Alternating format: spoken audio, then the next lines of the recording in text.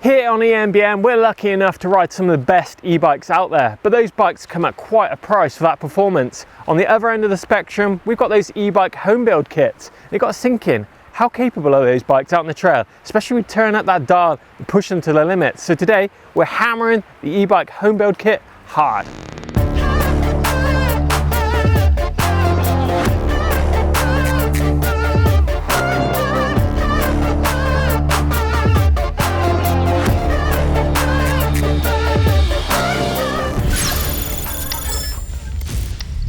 So for today's ride, we're starting pretty simple. We're hitting the roads first, then we're going to the fire roads, then we're going to do a little bit of cross country on some nice trails around here.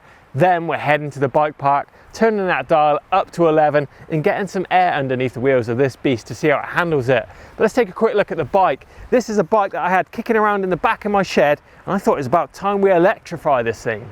So the main frame is an aluminium hardtail. Now this is an aggressive hardtail, meaning it's equally at home smashing it downhill as it is pumping out the miles. Up front we've got 160mm RockShox Lyric rolling on 27.5 wheels with Maxxis Aggressor tyres. It's got hydraulic brakes to slow it down, and the rear hub motor is 1000 watts power, and that's coming from Cyclotricity.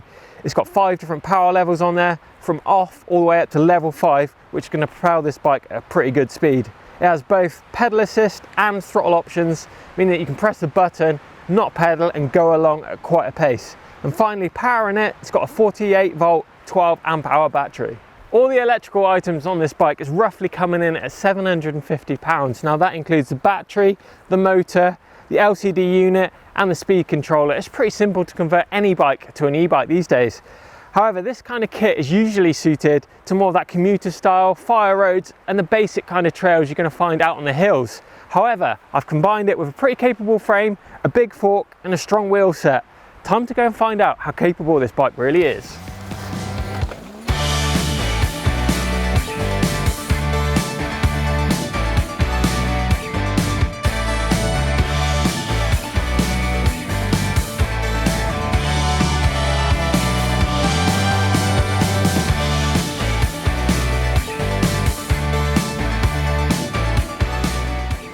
So first up, the road test on this bike. Now this bike is absolutely flying along, and I'm not even in the highest power mode settings. Simply made that big hill climb an absolute breeze. Now I'm finding the power delivery is a bit more kind of surgy than a regular kind of e-mountain bike, meaning that it is taking a few pedal revolutions to actually engage that drive. And once the power is there, it starts off on quite a big hit initially. So I think when we're hitting the off-road stuff, it could get a little interesting. Let's take it to the fire road.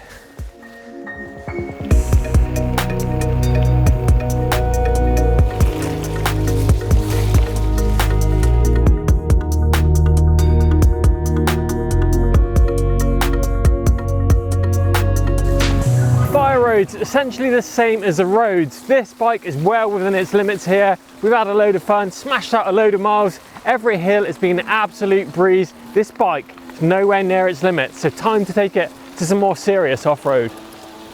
I found this nice, steep, smooth fire road climb. Now on a standard mountain bike, this would be quite a slog, but this bike, got it in the high power mode now, it's absolutely flying up here. One thing I do know is you've got to keep that cadence up, otherwise that motor assist definitely drops off.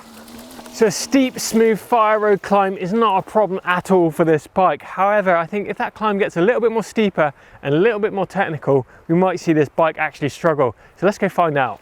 Right, so we found this technical climb. It's littered with logs, it's got rocks on it, it's looking pretty slippy and wet, a few loose bits on there, so it is pretty tech and it's pretty steep too.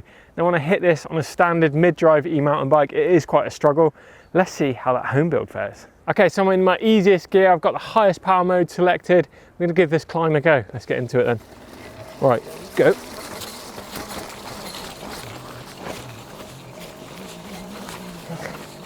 Woo!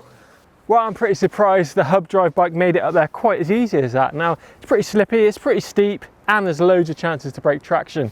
What I found with the hub drive, you've got a lot of weight in the back wheel, so you got your weight down low, and you sat down on your seat, and the weight of that motor combined, it gives a pretty good grip. As long as you keep that cadence up, the bike's going to drive to the top of the hill.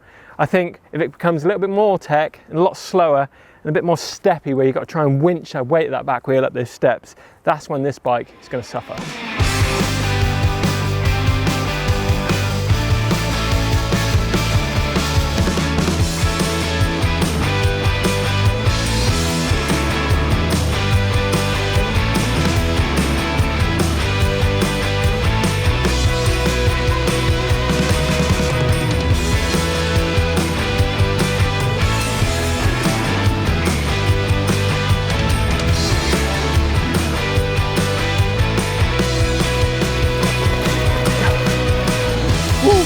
Right, that's the natural single track trails out the way, and that was a load of fun. Definitely a lot more fun than the standard mountain bike.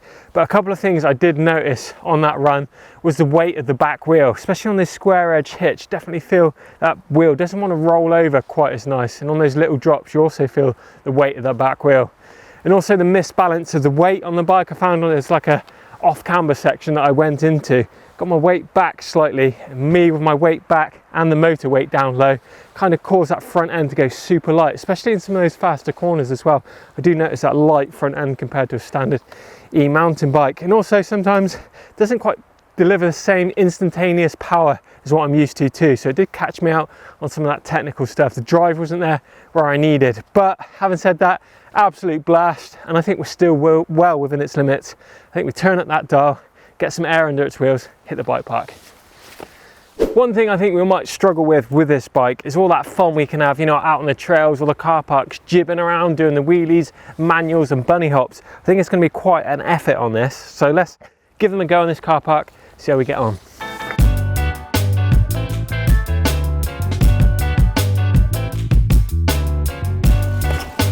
Oh my God.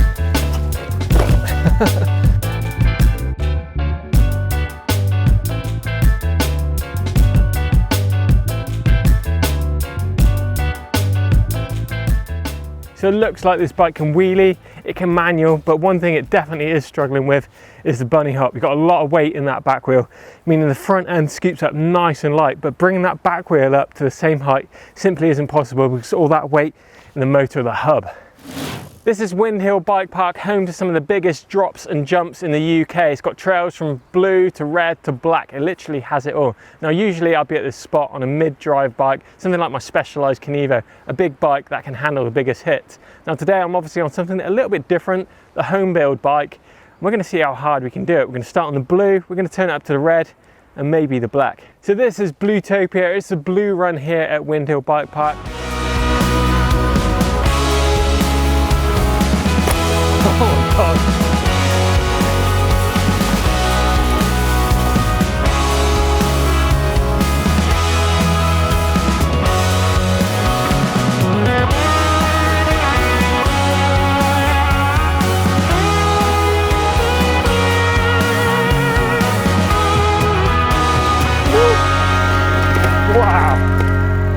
Right, so that's the blue run all dialed in. I've done a few laps of it actually, been breezing back up this climb back to the top, load of laps. It has been a load of fun. I still don't think we're quite on the limits yet, but a couple of things I have noticed about the bike is how heavy that back wheel is when you're in the air. Now I've jumped a few of the smaller tabletops and I can actually feel the back of the bike dropping away because there's a lot of weight in that back wheel. I think you could adjust to this, but me coming from mid-drive e-mountain bike, it is quite hard at the minute. So I think we're heading towards the limits, but we're not quite there yet. We're going to turn that dial up one more and start to hit the red run. Now this is a more progressive run. It's got some bigger jumps. It's a lot high speed. Are we going to find the limits of the hub drive? I think this could be the one.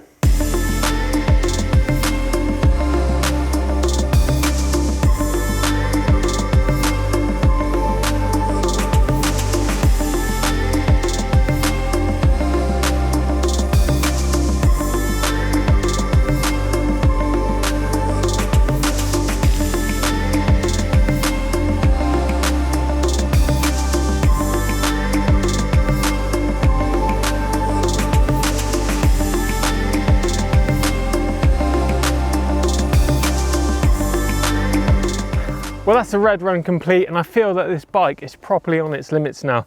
I mean, some of those jumps, I'm quite back wheel down with the front wheel quite high. It's not giving me a lot of confidence. Definitely not looking too stylish either. So I'm going to leave it there. I was hoping to go to the black run, but I think if you're going to be attempting the black run stuff, then I think that's when those mid-drive bikes are going to come into their own. They're not only going to ride better and give you a more balanced feel in the air, they're also going to inspire confidence as well.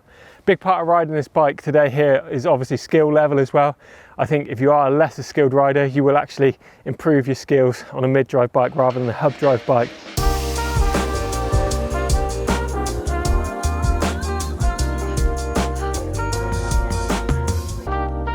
So who are these Homebuild kits for?